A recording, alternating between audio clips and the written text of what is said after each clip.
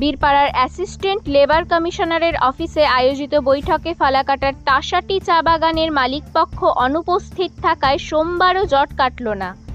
আন্দোলনের জেরে 5ই জুন 8 জন শ্রমিককে বরখাস্ত করে তাসাটির মালিকপক্ষ। 6ই জুন থেকে ওই 8 জন শ্রমিক অনশনে বসেন। তৃণমূলের ওই শ্রমিক সংগঠনের মধ্যস্থতায় শনিবার বিকেলে অনশন তুলে নেন শ্রমিকরা। সোমবার এ নিয়ে বীরপাড়ার অ্যাসিস্ট্যান্ট লেবার কমিশনারের অফিসে বৈঠক ডাকা হয়েছিল। এদিন মালিকপক্ষ অনুপস্থিত থাকায় ক্ষোভে ফেটে পড়েন শ্রমিকরা।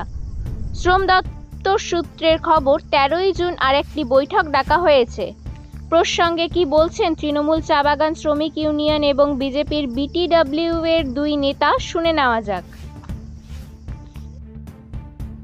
ना এটা तो মানে इसमें जो बात है कि डीबीआईटी आज आने नहीं सकेगा, इस हिसाब से वो शनिवार को चिट्ठी दिया था, मगर वो चिट्ठी हम लोग को नहीं मानने से मैंने हम लोग का कम्युनिकेशन गैप हो गया। वो लोग को पता नहीं था, हम लोग को भी पता नहीं था, इसीलिए वो लोग आ गया।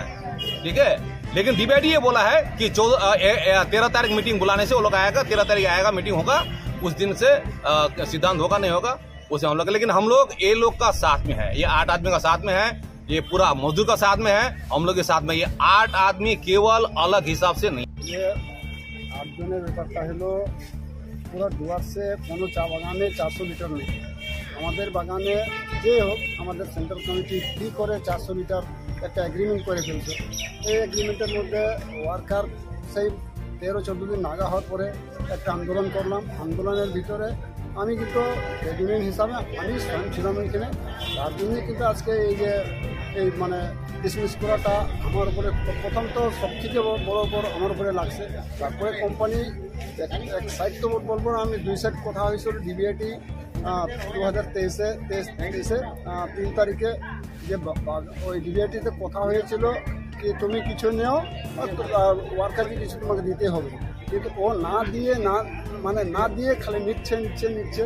তারপরে 13 দিন এই ওয়ার্কারের নাগা হয়ে গেছে। ওই নাগার মধ্যে কিন্তু আমরা চিন্তা করলাম যে কোনো বাগানে যদি 400 লিটার যদি হয়, তাহলে তুমি এক কাজ করো, আমাদের বাগানে তো 250 হাজিরা, সব বাগানে যদি 250 হাজিরা আছে, আমাদের বাগানে কেন 400 লিটার হবে?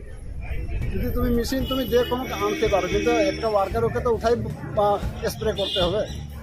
সেই কথাই কিন্তু ওই কথাই আমার উপরে মাথায় লাগলো যে আমি একটা ওয়ার্কারকে একদম ব্রিটিশের মতো শাসন করা ব্যবস্থার মধ্যে চলে গেছি।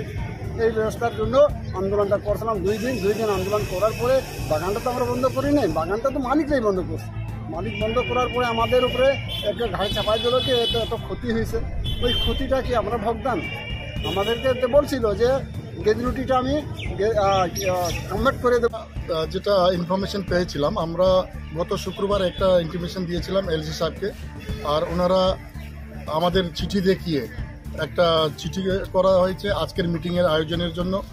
আর চিঠিটা ম্যানেজমেন্টকে দেওয়া হয়েছে আজকে ম্যানেজমেন্ট পক্ষ থেকে, আর সঙ্গে ডিবিআইটি অনুপস্থিতিতে আজকে মিটিংটা ক্যান্সেল হইল।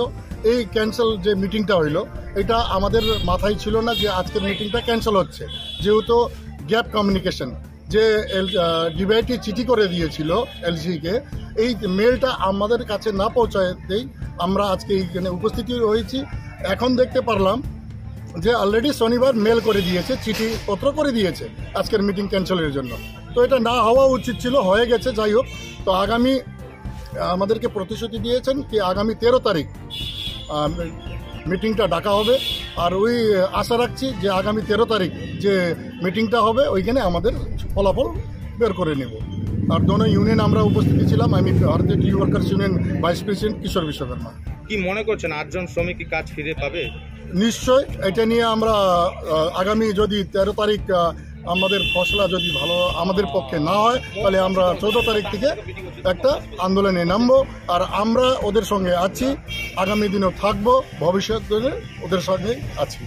আমরা ওদের চাকরি খেতে দিব না, এটা প্রতিশ্রুতি আপনাদেরকে দিচ্ছি। আপনার নাম আর পরিচয়? আমার নাম Kishore Vishwakarma, Bharatiya tea workers union vice president, central committee.